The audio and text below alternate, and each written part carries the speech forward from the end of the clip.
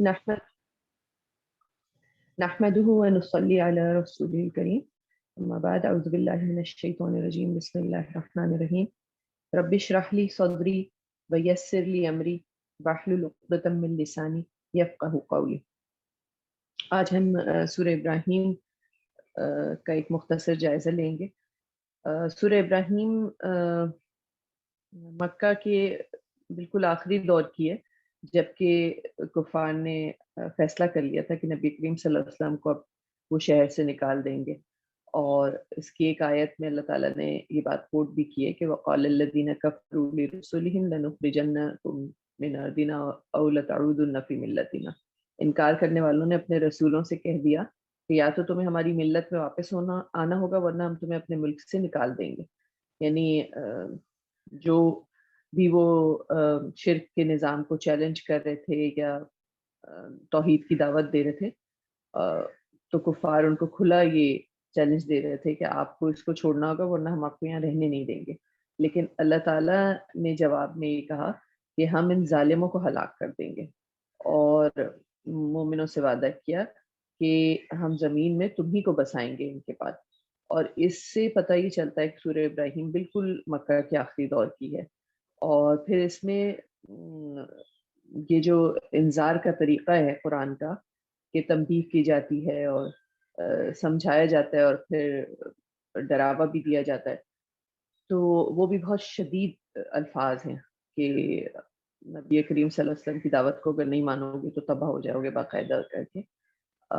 اور مدعا یہی ہے، پورا جو مرکزی مضمون ہے وہ یہی ہے کہ بتایا جائے کہ توحید پر اگر زندگی کی بنیاد رکھی جائے تو وہ کیسی ہوتی ہے، عقیدہ توحید انسان کو کیسا کیسا خیر دکھاتا ہے زندگی میں، دنیا کی زندگی میں بھی۔ اور اگر شرک کے اصولوں پر آپ کی سوسائٹی قائم ہو یا آپ کی انڈیویجول جو زندگی ہے اس کا دار و مدار ہو تو وہ کیسی ہوتی ہے۔ اچھا، اس میں شروع اللہ تعالیٰ نے حروف مقطعات سے کیا ہے کہ الف لام را، کتاب انزلناہ الیک لتخرج الناس من الظلمات الی النور۔ اے محمد صلی اللہ علیہ وسلم، یہ ایک کتاب ہے جس کو ہم نے تمہاری طرف نازل کیا ہے تاکہ تم لوگوں کو تاریکیوں سے نکال کر روشنی میں لاؤ۔ بِإِذْنِ رَبِّهِمْ إِلَى الصِّرَاطِ الْعَزِيزِ الْحَمِيدِ، ان کے رب کی توفیق سے اس خدا کے راستے پر جو زبردست اور اپنی ذات میں آپ محمود ہے۔ اچھا، یہ جو روشنی اور ظلمات کا یا نور اور اندھیرے کا جو کانسیپٹ ہے وہ قرآن میں بار بار دیا گیا ہے کہ اللہ تعالیٰ نور توحید کو کہتا ہے کہ انسان کو یہ بات سمجھ آ جائے کہ اللہ ایک ہے، اور وہ اللہ کو اپنا خالق اور مالک مان کر توحید کے عقیدے پر اپنی زندگی کا پورا سسٹم اسٹیبلش کرے۔ اور ظلمات اللہ تعالیٰ جھوٹ کو اور گمراہی کو اور جہالت کو کہتا ہے کہ انسان شرک میں پڑا رہے۔ اور یہاں پر بتایا جا رہا ہے کہ کتاب یہ جو نازل کی گئی ہے اس کا مقصد ہی یہی ہے کہ نبی کریم صلی اللہ علیہ وسلم لوگوں کو شرک کی گمراہیوں اور تاریکیوں سے نکال کر توحید کی روشنی میں لے آئیں تاکہ واضح ان کو زندگی کا راستہ نظر آئے۔ اور حمید کا لفظ جو استعمال کیا گیا، حمید کا مطلب ہے ایسی ہستی جس کی تعریف کوئی نہ بھی کرے تب بھی وہ تعریف کا سزاوار ہے، یعنی اس کو اس کی بات کی ضرورت بھی نہیں کہ کوئی اس کی تعریف کرے، وہ تو اپنی ذات میں آپ محدود ہے۔ اور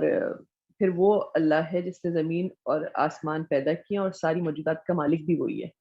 اور پھر کافروں کے لیے بتایا گیا کہ تباہ کن سزا ہے جو قبول حق سے انکار کر رہے ہیں، اور اس انکار کی وجہ بتائی گئی کہ یہ وہ لوگ ہیں الذین یستحبون الحیات الدنیا علی الآخرہ، انہوں نے جو دنیا کی زندگی ہے اس کو آخرت کی زندگی کے مقابلے میں پسند کر لیا ہے، یا یہ زیادہ محبت دنیا کی زندگی سے رکھتے ہیں، اور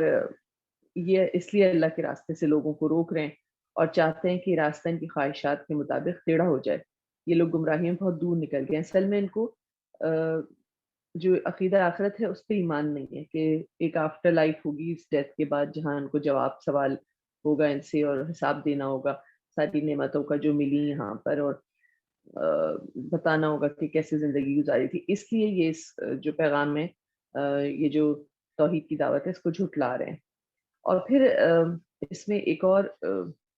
بات بتائی گئی، اصولی بات کہ اللہ تعالیٰ نے فرمایا ہم نے اپنا پیغام دینے کے لیے جب بھی کوئی رسول بھیجا ہے اس نے اپنی ہی قوم کی زبان میں پیغام دیا ہے تاکہ وہ انہیں اچھی طرح بات کھول کر سمجھائے. یعنی یہ جو قرآن ہے عربی میں نازل کیا گیا عرب میں تاکہ بات اچھے طریقے سے سمجھ آئے. اور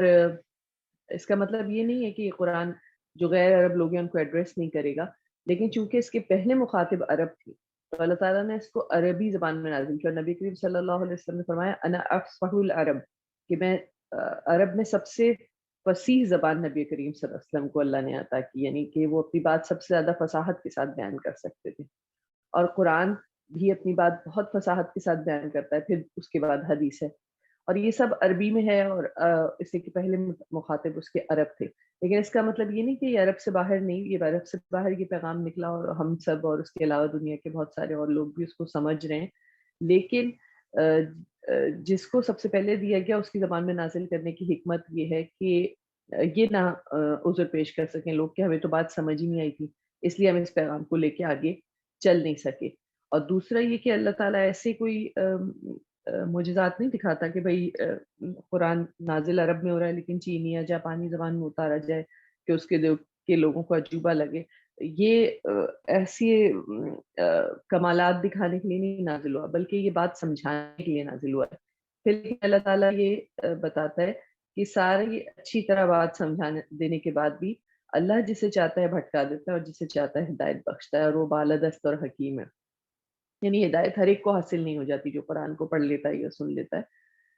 کسی کا رویہ قرآن کو سن کے ابو جہل کی طرح ہوتا ہے اور کسی کا رویہ قرآن کو سن کے حضرت عمر کی طرح ہوتا ہے. یہ ہم نے دیکھا بھی اور یہ ابھی بھی بالکل ٹرو ہے کہ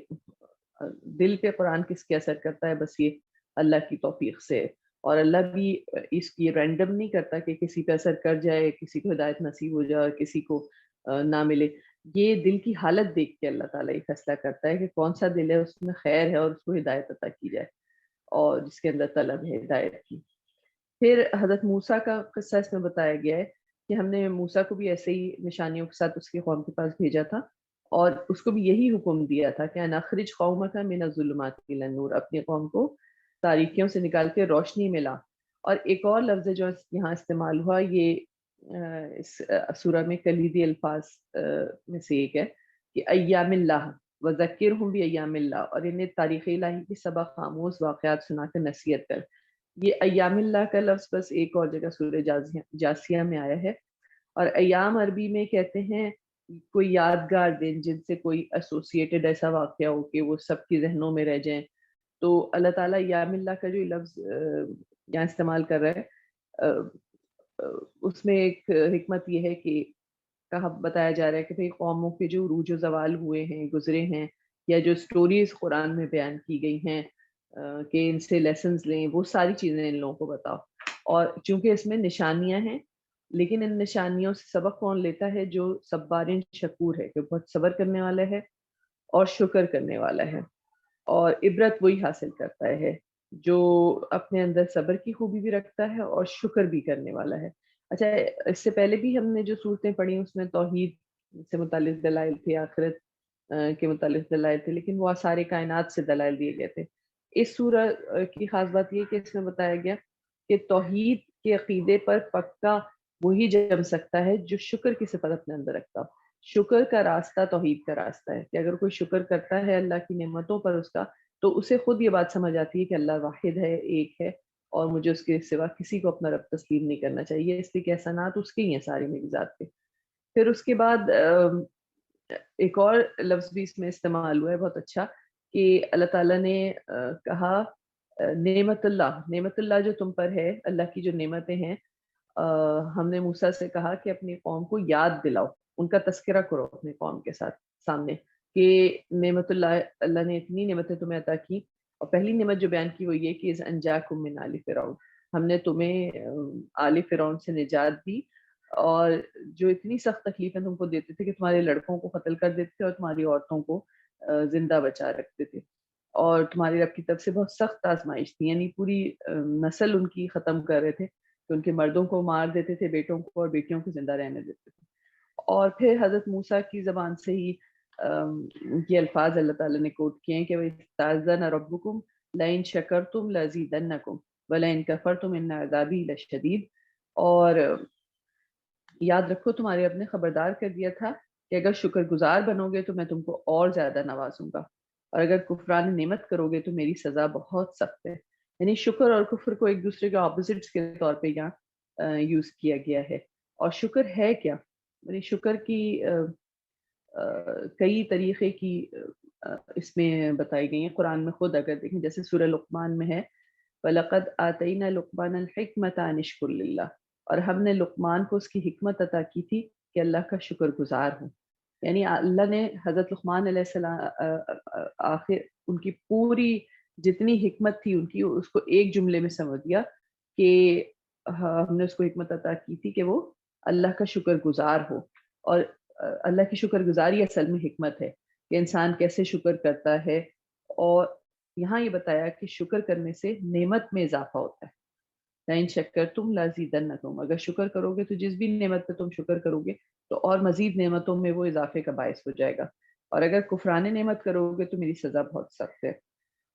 اور حضرت موسیٰ نے یہ بھی بتا دیا کہ اگر تم کفر کرو اور زمین کے سارے رہنے والے بھی کفر کرنے لگیں تو بھی اللہ بے نیاز ہے اور اپنی ذات میں آپ محمود ہے، یعنی اس کو ضرورت نہیں ہے اللہ کو ہماری تعریف کی، ہماری حمد کی، وہ تو حمید ہے، یعنی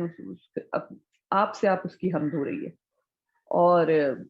لیکن نقصان اس کفر کا ہمیں ہوگا، اگر ہم اللہ کی نعمتوں کو جھٹلاتے ہیں یا اس کا شکر صحیح طریقے سے ادا نہیں کرتے ہیں تو اس کا نقصان ہمیں ہی ہوگا۔ اور یہ ساری باتیں حضرت محمد صلی اللہ علیہ وسلم کی امت کو بتائی جا رہی ہیں کہ اسی طرح حضرت موسیٰ کی قوم پر بھی وقت گزرا ہے،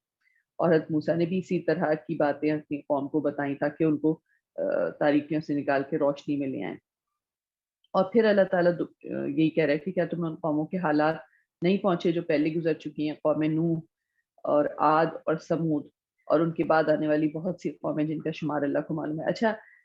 جو عاد اور سمود ہیں ان کے تو آثار بہت عرب میں موجود بھی تھے، عاد کا ذکر بھی چلتا تھا، اس لیے کہ عاد اولیٰ جو ہے وہ بہت ترقی یافتہ قوم تھی، اور سمود کے تو مدائن صالح میں آثار ابھی تک بھی موجود ہیں، اور یہ لوگ گزرتے ہوئے دیکھتے تھے جو سمود کے تراشے ہوئے گھر، پہاڑ تھے، پہاڑوں کے اندر جو انہوں نے تعمیر کیے تھے، قصر جو بنائے تھے، تو اللہ تعالیٰ کہتا ہے دیکھ لو نا کہ وہ لوگ تو چلے گئے سارے اور اللہ کے عذاب نے ان کو ہلاک کر دیا، حالانکہ ان کی بنائی ہوئی چیزیں ابھی تک ہیں، اللہ نے عبرت کے طور پہ ان کو رکھا ہوا ہے۔ لیکن اللہ تعالیٰ کہتا ہے کہ ان قوموں نے کیا کیا تھا کہ جب اس کے پاس رسول آئے صاف صاف اور کھلی کھلی نشانیاں لیے ہوئے، تو انہوں نے اپنے ہاتھ جو ہے وہ اپنے منہ میں دبا لیے، کہا کہ جس پیغام کے ساتھ تم بھیجے گئے ہو ہم اس کو نہیں مانتے، اور جس چیز کی تم ہمیں دعوت دیتے ہو اس کی طرف سے ہم بہت سخت شک میں پڑے ہوئے ہیں۔ اور شک نے کیا کیا کہ ان کے دل کا اطمینان رخصت کر دیا اور وہ کسی چیز پر ایمان نہ لا سکے، اس لیے کہ شک میں ہی پڑے رہے، ان کو سکون نصیب نہیں ہوا۔ اور حالانکہ ان کے رسولوں نے ان سے پوچھا کہ اف اللہ شک فاطر السماوات والارض، کیا تمہیں اللہ کے بارے میں شک ہے جو آسمان اور زمین کا خالق ہے؟ یعنی اگر اللہ کی تخلیق کو ہی دیکھیں تو اس کا خالق ہونا نظر بھی آتا ہے، اور خود توحید کے ثبوت دنیا میں ہر چیز میں نظر آتے ہیں۔ جیسے حضرت ابراہیم کو نظر آئے کہ انہوں نے ایک ایسے معاشرے میں آنکھ کھولی جہاں سب شرک کرتے تھے، کوئی ایک بھی توحید پرست باقی نہیں تھا، لیکن انہوں نے صرف آثار کائنات پہ غور کر کے یہ نتیجہ اخذ کیا کہ اللہ تو ایک ہے، بے شک وہ مجھے نظر نہیں آ رہا ہے اور میں اس کو محسوس نہیں کر سکتا ہوں، دیکھ نہیں سکتا ہوں، لیکن اللہ تو ایک ہے۔ اور یہ انہوں نے ان کے نفس میں جو نشانیاں اللہ نے رکھی ہوئی ہیں ان کے ذریعے سے کیا کہ وہ اللہ ایک واحد اللہ تک پہنچ گئے، پھر اللہ تعالیٰ نے ان پہ وحی کی۔ اور یہاں پر یہی بتایا گیا کہ اللہ تعالیٰ تمہیں دعوت دے رہا ہے کہ تم اس کی طرف آؤ اور وہ تمہارے قصور معاف کرے اور تمہیں ایک جو مقرر مدت ہے اس تک مہلت دے دے۔ اور انہوں نے لیکن یہ کہہ دیا کہ بھائی تم تو ہمارے ہی جیسے بشر ہو، اور اس لیے ہم کیوں تسلیم کر لیں کہ تم رسول ہو؟ یعنی انسان نے ہمیشہ یہ دھوکہ بھی کھایا کہ رسولوں کو بشر، بے شک رسول تو بشر ہیں لیکن ہمارے جیسے نہیں، ہم سے بہت اعلیٰ درجے کے بشر کے وہ ان پر اللہ تعالیٰ نے اپنی کتابیں نازل کی یا ہدایت کی جو بھی وحی تھی وہ ان کی طرف کی، اور وہ اشرف الانسان تھے، انبیاء جو تھے۔ لیکن اسی بات کو انہوں نے وہ بنا لیا کہ ہم کیوں تمہاری بڑائی تسلیم کریں اپنے اوپر کہ بھئی تمہیں اللہ تعالیٰ نے چن لیا اپنا پیغام بھیجنے کے لیے، اور ہم تو اسی طریقے پر چلیں گے جس پر ہم نے اپنے باپ دادا کو چلتے ہوئے دیکھا ہے، اور ورنہ کوئی سری سند لا دو. سری سند سے ان کا یہ جو بالسلطان مبین کا مطالبہ تھا، ان کا مطلب یہ تھا کہ کوئی ایسا معجزہ لا دو جس کو ہم اپنے 5 سینسز سے فیل کر سکیں، ٹچ کر کے دیکھ سکیں، آنکھوں سے ہمیں نظر آئے یا ہم اس کو سن سکیں، یا مطلب یہ جو ہمارے سینسز ہیں دنیا میں جن سے ہم پوری اکتسابی نالج حاصل کرتے ہیں، یہ ایکوائرڈ نالج ہے وہ حاصل کرتے ہیں، اکتسابی علم کہ یہ سینسز سے حاصل ہوتا ہے. تو کوئی معجزہ ایسا لاؤ جو محسوس معجزہ ہو، اور پھر ہم ایمان لائیں گے. تو ان کے رسولوں نے جواب دیا کہ ہم کچھ نہیں ہیں مگر تم جیسے انسان، اور اللہ تعالیٰ اپنے بندوں میں سے جس کو چاہتا ہے نوازتا ہے، یعنی وحی کے ذریعے جس کو چاہتا ہے ہدایت اس کی طرف القاء کرتا ہے. لیکن ہمارے اختیار میں یہ کوئی نہیں ہے کہ ہم تمہیں کوئی سند لا دیں. سند تو اللہ ہی کے اذن سے آ سکتی ہے، اور اہل ایمان کو اللہ ہی پر بھروسہ رکھنا چاہیے. اور پھر انہوں نے بڑی اچھی بات کی کہ وما لنا الا نتوکل علی اللہ وقد ہدانا سبلنا، ہم کیوں نہ اللہ پر بھروسہ کریں جبکہ ہماری زندگی کی راہوں میں اس نے ہماری رہنمائی کی ہے، اور جو اذیتیں تم لوگ ہمیں دے رہے ہو ہم ان پر صبر کریں گے، اور بھروسہ کرنے والوں کا بھروسہ اللہ ہی پر ہونا چاہیے. یعنی یہ لوگ صرف یہ نہیں کہہ رہے تھے کہ دعوت کو جھٹلا رہے تھے، بہت شدید اذیتیں بھی دے رہے تھے جو ہم سیرت کی کتابوں میں پڑھتے بھی ہیں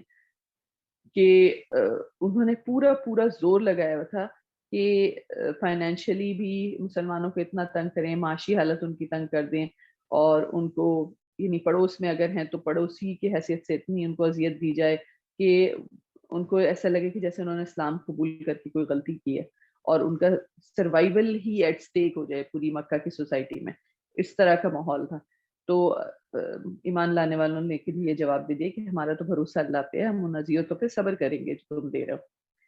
اور پھر وہ دھمکی جس کا ابتدا میں بھی ذکر کیا کہ وقال الذین کفروا لرسلهم لنخرجنکم من ارضنا او لتعودن فی ملتنا، اور منکرین نے اپنے رسولوں سے کہہ دیا یا تو تمہیں ہماری ملت میں واپس آنا ہوگا ورنہ تمہیں ہم نکال دیں گے اپنے ملک سے.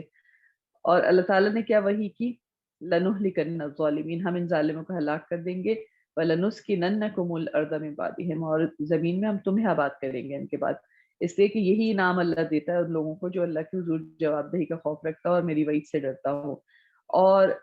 پھر اس کے بعد اللہ تعالیٰ کہتا ہے ہوا یہ ہر رسول کے ساتھ ایسی اس کو دھمکیاں دی گئی، لیکن آخر انجام یہ ہوا کہ ہر جبار دشمن حق نے منہ کی کھائی، اور دنیا میں بھی منہ کی کھائی، اور آگے بھی اس کے لیے جہنم ہے جہاں اس کو کچ لہو سا پانی پینے کو دیا جائے گا، اور یعنی پیپ، اور وہ جس کا ذکر ہے کہ زخموں کا دھون دیا جائے گا، اور زبردستی حلق سے اگر اتارنے کی کوشش کرے گا تو مشکل ہی سے اتار سکے گا. یعنی ایک یہ پورا سارے انبیاء کا ملا کے اللہ تعالیٰ نے کلیکٹیو قصہ بتا دیا کہ سبھی کے ساتھ یہی ہوا ہے. اور لیکن وہ لوگ جنہوں نے نبیوں کے ساتھ یہ کیا ان پر موت بھلے ہر طرف سے چھائی رہے گی لیکن وہ مرنے نہیں پائیں گے، اور سخت عذاب ان کی جان کا لاگو رہے گا. اور پھر اس کے بعد آگے ایک اور مثال ہے، قرآن میں تمثیلیں بہت پیاری پیاری دی گئی ہیں. اب جو اعمال کے ضائع ہو جانے کی جو مثال دی گئی ہے وہ راکھ سے دی گئی ہے کہ جن لوگوں نے کفر کیا ان کے اعمال کی مثال راکھ سی ہے، جیسے طوفانی دن کی آندھی نے اڑا دیا ہوں، اور وہ اپنے کیے کا کچھ بھی پھل نہیں پا سکیں گے. اور واقعی میں یہ ہے کہ ہم دیکھتے ہیں کہ بہت سارے ایسی آرگنائزیشنز ہیں جو ایسے لوگ چلا رہے ہیں جو اللہ پہ ایمان نہیں رکھتے، اور وہ نیکی اور خیر کے بہت سے کام کر رہے ہیں کہ لوگوں کو کھانا کھلاتے ہیں یا شیلٹر دیتے ہیں یا ساری چیزیں. تو مولانا مودودی سے بھی ایک دفعہ کسی نے پوچھا تھا کہ مدر ٹریسا کے بارے میں کہ بھائی وہ جب اتنے نیک کام کر رہی ہیں، رفاہی اور فلاحی کام، تو آپ لوگ یہ کیوں کہتے ہیں کہ ان کو وہاں اس کا کوئی ثواب نہیں ملے گا؟ تو مولانا نے اس کا جواب یہ دیا کہ بھائی جس درخت کی جڑ میں کفر کا زہر ملا ہوا وہ میٹھا پھل نہیں دے سکتا. بظاہر تو لگ رہا ہے کہ وہ پھل دے رہا ہے لیکن وہ میٹھا پھل نہیں دے سکتا. تو یہی بات ہے کہ اللہ تعالیٰ کہتا ہے کہ ان کے جتنے بھی اعمال ہیں اللہ تعالیٰ وہاں پر ان کو اڑا دے گا، ضائع کر دے گا، اس لیے کہ اللہ تعالیٰ نے آسمان اور زمین کی جو تخلیق ہے اس کو حق پر قائم کیا ہے. وہ چاہے تو ہاں لے جا کر سارے لوگوں کو ان کی جگہ کسی اور قوم کو اٹھا سکتا ہے، کوئی خلقت دوسری لا سکتا ہے، اور ایسا کرنا کوئی دشوار نہیں ہے. پھر اللہ تعالیٰ قیامت کا منظر بیان کر رہا ہے کہ جب یہ لوگ اکٹھے اللہ کے سامنے بے نقاب ہوں گے تو لیڈرز کی اور جو فالوورز ہیں ان کی گفتگو بتا رہا ہے کہ جو لوگ دنیا میں فالوورز تھے نا وہ اپنے لیڈرز کو کہیں گے کہ ہم تو تمہارے تابع تھے اور اب تم ہمیں اللہ سے بچاؤ یہاں. تو وہ جواب دیں گے کہ اللہ نے ہمیں نجات کی کوئی راہ دکھائی ہوتی تو ہم ضرور تمہیں دکھا دیتے. تو اب ہماری اور تمہاری حالت تو یکساں ہے، جزا فضا کریں یا صبر کریں کوئی بچنے کی صورت نہیں ہے. یعنی یہ بات قرآن میں بڑی کلیئر بتائی گئی ہے کہ فرعون تو ہلاک ہوا ہی نا، دنیا میں بھی غرق ہوا اور آخرت میں بھی آگ میں ڈالا جائے گا، لیکن اللہ تعالیٰ ان لوگوں کو بھی نہیں بخشے گا جنہوں نے فرعون کی پرستش کی یا اس کے سامنے جھکنا قبول کیا یا اس کے آگے وہ چھوٹے بن کے سجدے کرتے رہے، اس لیے کہ اللہ تعالیٰ ان سے یہ سوال کرے گا کہ میں نے تو تمہیں اس کا بندہ نہیں بنایا تھا، اور جب میں تھا تمہارا رب اور تمہیں سنبھالنے والا پالنے والا تو تم اس کے آگے کیوں جھکے؟ یعنی فرعون کو فرعون بنانے والے جو لوگ ہوں گے، وہ کمزور لوگ جنہوں نے اس کے آگے جھک کے اس کو یقین دلایا کہ ہاں تو ہی ہمارا خدا ہے، وہ بھی سزا سے نہیں بچ سکیں گے۔ یہ بات قرآن میں کلیئر بتائی گئی ہے، اور یہاں پر بھی یہ لیڈرز اور فالوورز کی جو گفتگو ہے اس سے سمجھ آتا ہے کہ چاہے انسان یہاں کتنا ہی کمزور ہو، اس کا کام ہے کہ صحیح لیڈر سلیکٹ کرے، ایسے لوگوں کے پیچھے نہ چلے جو اس کو لے جا کے گمراہی کے گڑھے میں ڈال دیں گے۔ اور جب فیصلہ چکا دیا جائے گا تو شیطان کہے گا کہ حقیقت یہ ہے کہ اللہ نے جو وعدے کیے تھے وہ سب سچے تھے، اور جو میں نے وعدے کیے تھے ان میں سے کوئی بھی پورا نہیں کیا، لیکن میرا تم پہ کوئی زور تو نہیں تھا، میں نے تو بس تمہارے سامنے اپنی دعوت رکھی تھی، پیش کی تھی، اور تم نے خود اس کو فالو کیا۔ یعنی شیطان زبردستی کسی سے کچھ نہیں کروا سکتا، یہ بات اللہ تعالیٰ نے شروع سے ہی قرآن میں بتا دی کہ اس کو کوئی سلطانی حاصل نہیں ہے میرے بندوں پر۔ ہاں لیکن وہ ٹیمپٹیشنز دے سکتا ہے، وہ ترغیبات دے سکتا ہے، وہ پھسلا سکتا ہے، اور وہ یہ نہیں بتاتا کہ جس طرف وہ بلا رہا ہے اس سے کوئی نقصان ہونے والا ہے، وہ قسمیں کھا کھا کے یہ کہتا ہے کہ جی اس سے تمہارا فائدہ ہوگا۔ تو انسان اپنے فائدے کے وہ ہمیشہ پسند کرتا ہے اور فائدے کی طرف بڑھنا چاہتا ہے، ایک حالت سے اچھی حالت کی طرف جانا چاہتا ہے، تو انسان اس کو فالو کر لیتا ہے، دھوکے میں آ جاتا ہے، لیکن زبردستی شیطان کسی کے ساتھ نہیں کر سکتا۔ بس وہ یہی ہے کہ وسوسہ ڈالتا ہے، یا تکبر انسان کے دل میں ڈال دیتا ہے، یا اور طریقے سے اس کو بہکاتا ہے، لیکن انسان اپنے عمل کے لیے آزاد ہے کہ چاہے تو اس کو فالو کرے اور نہ چاہے تو اس کی دعوت کو رد کر دے اور انبیاء کے راستے پر چلے۔ تو وہ صاف کہہ دے گا قیامت کے دن کہ اب مجھے ملامت نہیں کرو بلکہ اپنے آپ کو ہی ملامت کرو، یہاں میں نہ تمہاری فریاد رسی کر سکتا ہوں نہ تم میری کر سکتے ہو، اور اس سے پہلے جو تم نے مجھے خدائی میں شریک بنا رکھا تھا میں اس سے بری الذمہ ہوں، اور ایسے ظالموں کے لیے دردناک سزا یقینی ہے۔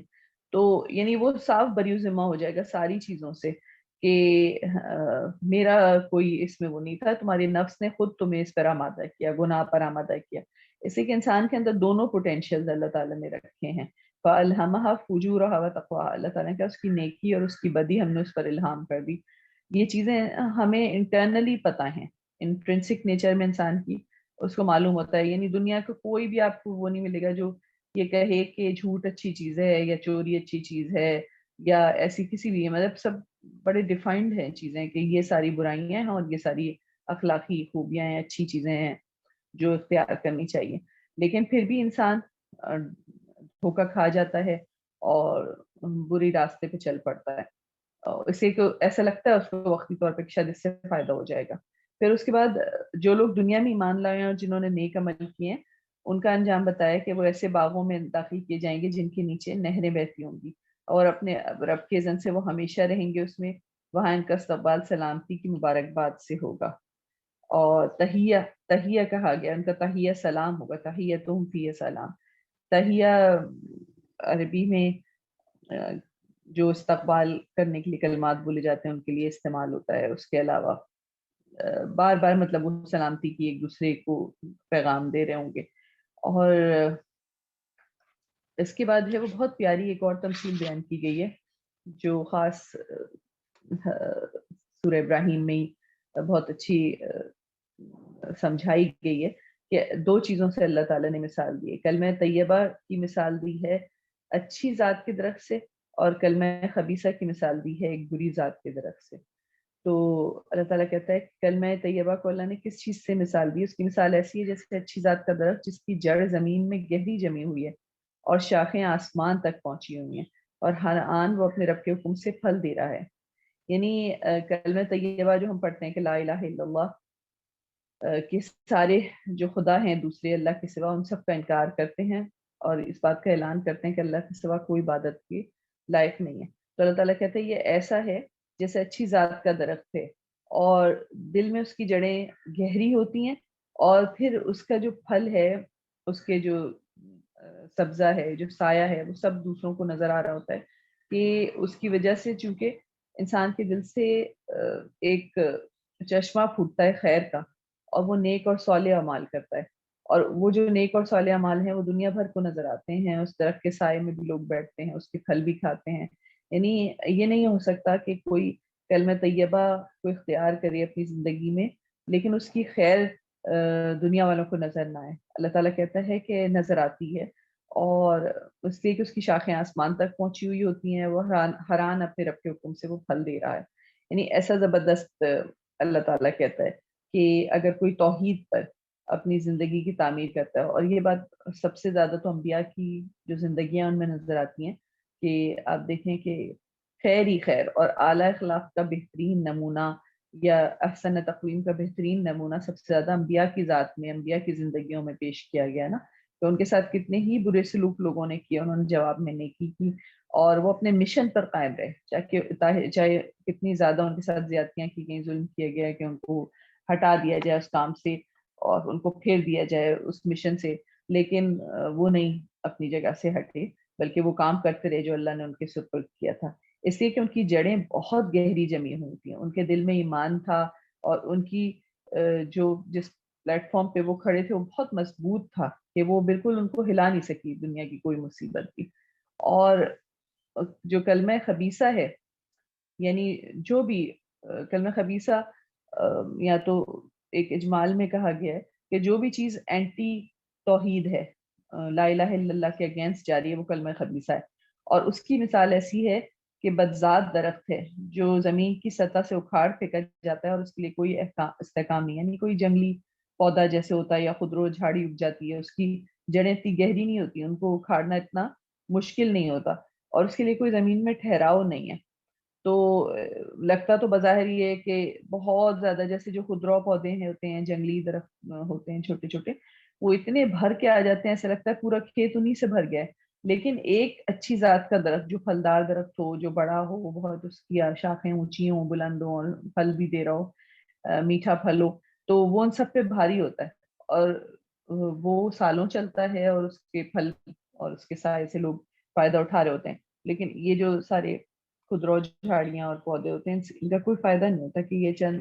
کچھ عرصے میں ختم ہو جاتے ہیں، چاہے یہ کتنے ہی چھائے ہوئے نظر آ رہے ہوں. تو سورہ رعد میں اللہ تعالیٰ نے اس سے مثال دی تھی، جھاگ سے، اور اس سے کہ اگر آپ دیکھتے ہیں کہ بارش ہوتی ہے اور جھاگ اوپر آ گیا تو ایسا لگتا ہے جھاگ چھایا ہوا ہے، لیکن جو اصل نیچے جو چیز چھپی ہوئی ہے وہ خیر والی ہے، وہ زمین میں ٹھہر جاتی ہے اور جھاگ اڑ جاتا ہے. یہاں اللہ تعالیٰ نے درختوں سے مثال دی ہے کلمہ خیر کی اور کلمہ خبیثہ کی. اور پھر اللہ تعالیٰ ایک اور بات یہ بتاتے ہیں کہ یثبت اللہ الذین آمنوا بالقول الثابت فی الحیات الدنیا وفی الآخرہ. اللہ تعالیٰ ایمان لانے والوں کو ایک قول ثابت کی بنیاد پر دنیا اور آخرت دونوں میں ثبات عطا کرتا ہے، اور ظالموں کو اللہ بھٹکا دیتا ہے. اللہ کو اختیار ہے جو چاہے کرے. یعنی ثبات جو عطا کرتا ہے وہ کئی طرح کا ہوتا ہے کہ دل میں بھی قرار ہوتا ہے، ان کے سکون ہوتا ہے کہ وہ سیدھے راستے پر ہیں، ایک اطمینان قلب ان کو نصیب ہوتا ہے. اس کے علاوہ زندگی میں بھی ان کی جو ایک بے چینی کی کیفیت، اور یہ ایک جو پریشانی اور ایک ڈسٹربنس کی کیفیت نہیں نظر آ رہی ہوتی، بلکہ وہ بڑے سکون سے زندگی گزار رہے ہوتے ہیں دنیا کی زندگی میں بھی. اور آخرت میں تو خیر ثبات ہوگا ہی صرف کلمہ طیبہ کے لیے. زندگی میں یہاں دنیا کی زندگی میں تو ہم بہت سی چیزوں سے دھوکہ کھاتے ہیں، لیکن وہاں تو سارے دھوکے ختم ہو جائیں گے، تو کلمہ طیبہ ہی سروائیو کرے گا. اور پھر اس کے بعد اللہ تعالیٰ نے بتایا کہ تم نے دیکھا ان لوگوں کو جنہوں نے اللہ کی نعمت پائی اور اسے کفران نعمت سے بدل ڈالا، اور اپنی قوم کو بھی ہلاکت کے گھر میں جھونک دیا. لیکن پھر یہ غلط لیڈرز جو ہیں، جو برائی میں خود میں پڑتے ہیں اور اپنی قوم کو بھی گھسیٹ لیتے ہیں، ان کے بارے میں بتایا کہ یہ جہنم میں جائیں گے، جھوٹ سے جائیں گے، وہاں بدترین جائے قرار ہے. اور یہ جو اللہ کے ہمسر انہوں نے تجویز کر لیے کہ اللہ کے راستے سے انہیں بھٹکا دیں، تو ان سے کہو اچھا مزے کر لو، تمہیں آخر کار پلٹ کے دوزخ میں جانا ہے. اور پھر کہا ہے نبی میرے جو بندے ایمان لائیں ان سے کہہ دو کہ نماز قائم کریں، جو کچھ ہم نے ان کو دیا اس میں سے کھلے چھپے خرچ کریں، قبل اس کے کہ وہ دن آئے جس میں نہ خرید و فروخت ہو سکے گی، نہ دوست نوازی. اور پھر کہا یہ جس اللہ کا تم کفر کرے ہو وہی ہے جس نے زمین اور آسمانوں کو پیدا کیا ہے اور پانی برسایا ہے زمین سے آسمان سے، جس کے ذریعے زمین سے تمہارے لیے پھل پیدا کیے ہیں. اور پانی یہ جو برسایا ہے اس کو بہت جگہ اللہ تعالیٰ نے نشانی کے طور پہ پیش کیا ہے کہ واٹر سائیکل ایک بہت بڑی نشانی کہ سمندر سے پانی اٹھتا ہے، بھاپ بنتا ہے، اور بارش ہوتی ہے یا برف باری ہوتی ہے. اور ہے بھی یہ بات کہ پوری کائنات میں جہاں جہاں بھی انسان پروبس بھیج رہا ہے لائف ڈھونڈنے کے لیے. تو زندگی اس لیے پاسبل نہیں کہ کہیں کہیں پانی ملا ہے بہت دور دور کسی پلانٹ پہ یا کسی پلانٹ کے کسی چاند پہ, لیکن وہ پانی یا تو لکوڈ فارم میں ہے یا گیسیس فارم میں یا برف کی صورت میں ہے. زمین میں پانی تینوں فارمز میں موجود ہے, کہ برف بھی ہے, سالڈ فارم میں بھی پانی ہے, گیسیس فارم میں بخارات کی شکل میں بھی ہے, اور پانی سمندروں اور دریاؤں کی شکل میں لکوڈ اسٹیٹ میں بھی ہے. اور یہ بیلنس اللہ تعالیٰ نے رکھا ہے جس کی وجہ سے زندگی زمین پہ پاسبل ہوئی ہے. تو اللہ تعالیٰ کہتا ہے کہ بہت بڑا یہ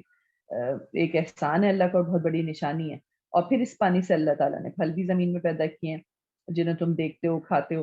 پھر کشتی کو اللہ نے مسخر کیا ایک سمندر میں اس کے حکم سے چلے, اور دریاؤں کو مسخر کیا ہے تمہارے لیے. یہ مسخر کرنا یہی ہے کہ مطلب ایسا نہیں ہوتا کہ ایک دن ہم کشتی نکالیں تو وہ تیر جائے اور ایک دن نکالیں تو ڈوب جائے. نہیں, وہ یونیورسل لاز ہیں جن کا پابند ہے دریا بھی, جن کا پابند ہے سمندر بھی, اور وہ سب وہ فالو کرتے ہیں. ہم کیلکولیٹ کر سکتے ہیں کہ ہم کیسی کشتی بنائیں گے, ڈیزائن کریں گے, کس طرح چلائیں گے تو وہ تیر جائے گی, اور کیسی کشتی ہوگی تو وہ نہیں چل سکے گی, وہ ڈوب جائے گی. اور ان کیلکولیشنز پہ بیس کر کے ہم سمندروں میں ٹریول کرتے ہیں. یہ ہے مسخر کرنا اللہ کی طرف سے, کہ ایسا نہیں ہوتا کہ ایک دن پانی کی جو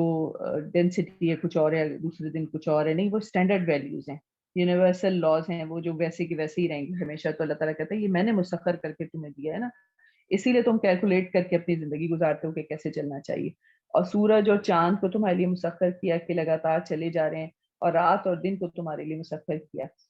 مطلب مسخر کرنے کا یہاں مطلب یہی کہ سب کو قاعدے کا طریقے کا پابند کر دیا ہے, کہ وہ ایک ٹائم پہ نکلتے ہیں, ایک ٹائم پہ غروب ہوتے ہیں, کہ ان کی کیلکولیٹڈ ہیٹ ہوتی ہے جو زمین پہ آئے گی, رات اور دن کی بھی پوری ہر چیز کیلکولیٹڈ ہے. اس لیے انسان کو آسانی ہوتی ہے زندگی گزارنے میں.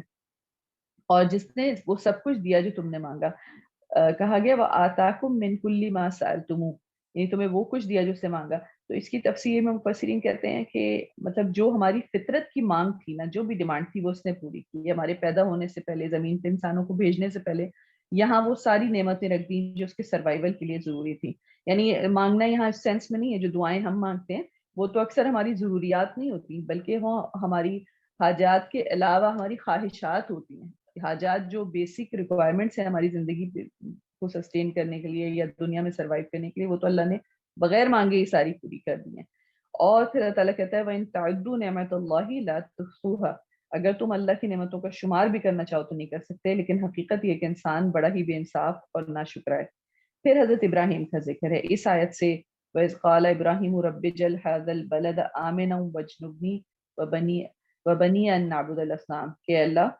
یاد کرو وقت جب ابراہیم نے دعا کی کہ اللہ اس شہر کو امن کا شہر بنا دے اور مجھے اور میری اولاد کو بت پرستی سے بچا.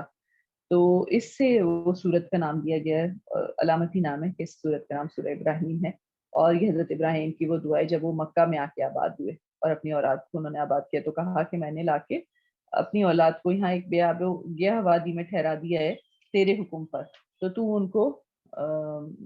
اپنے محترم گھر کے پاس پھل بھی دے اور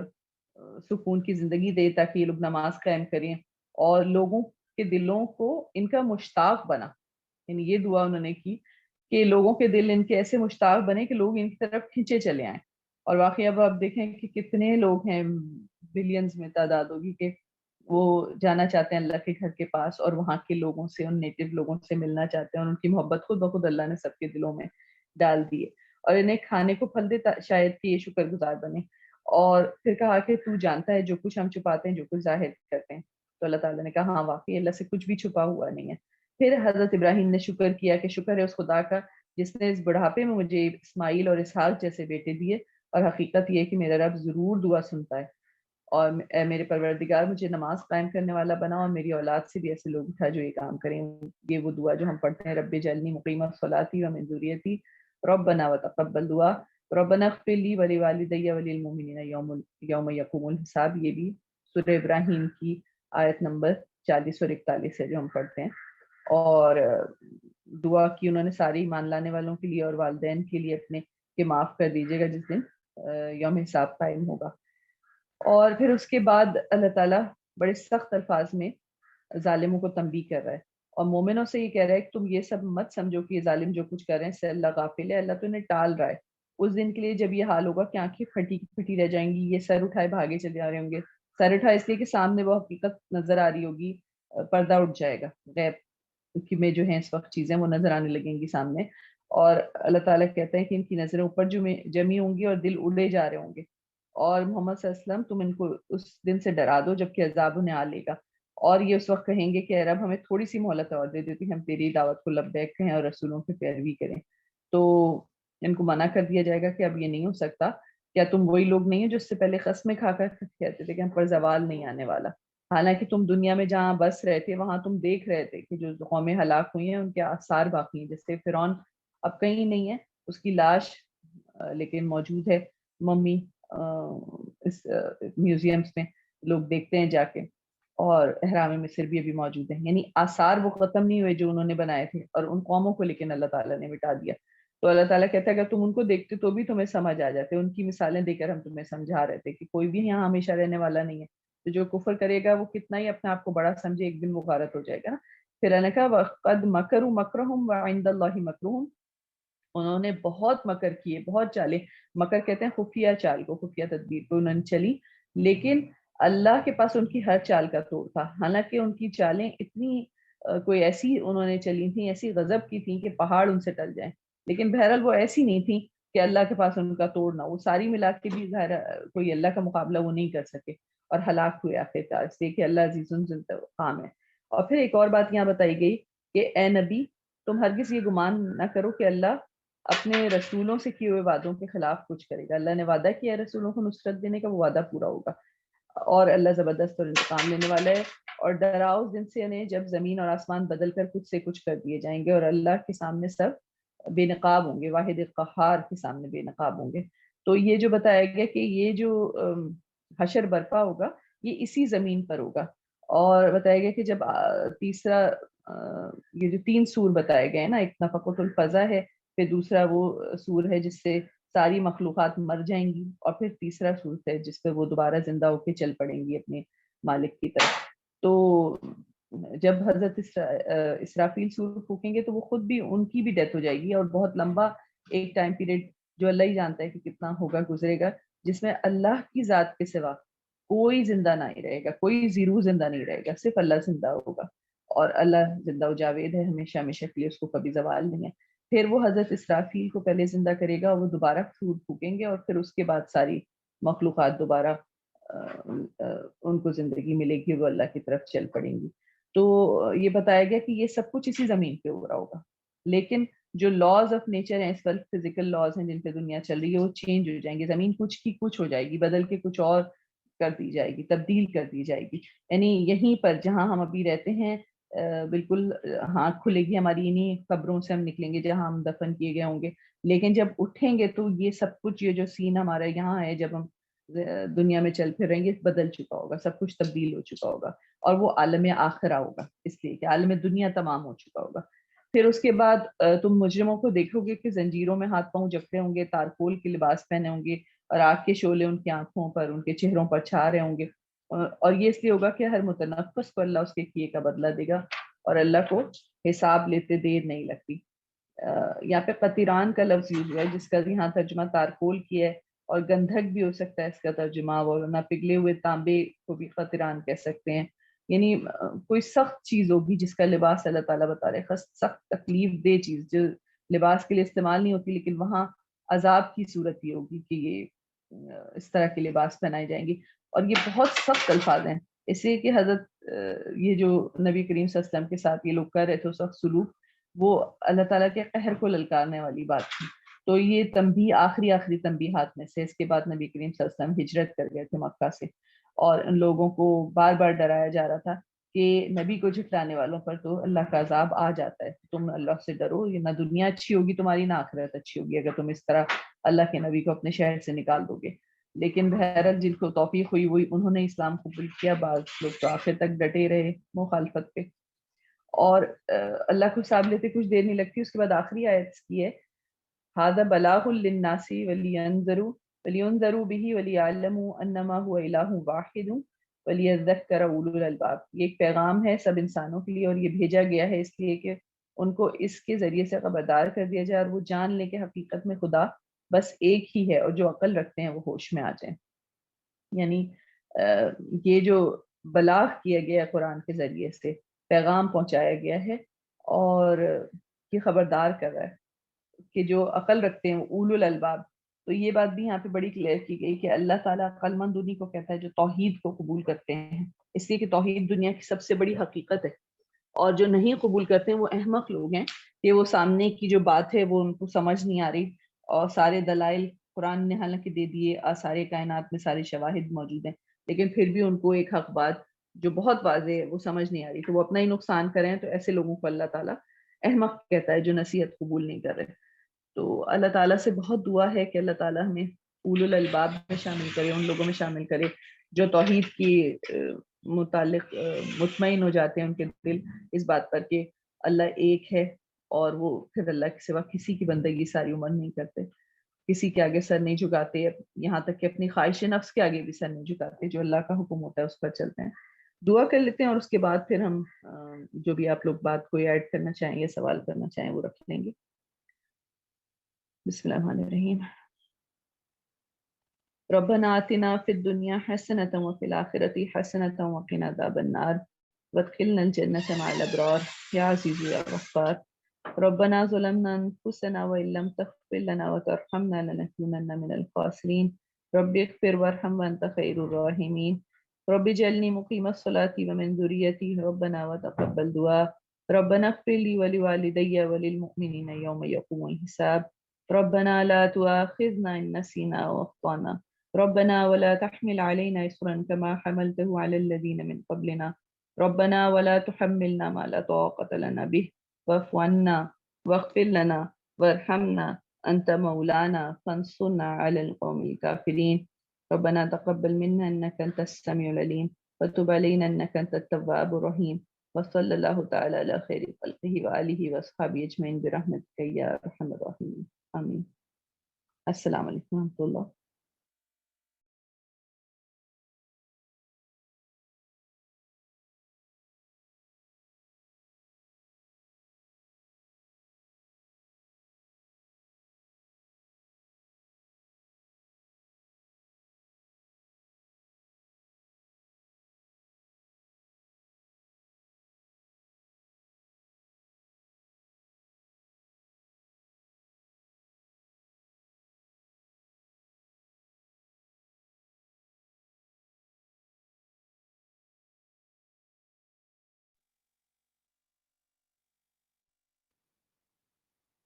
السلام علیکم.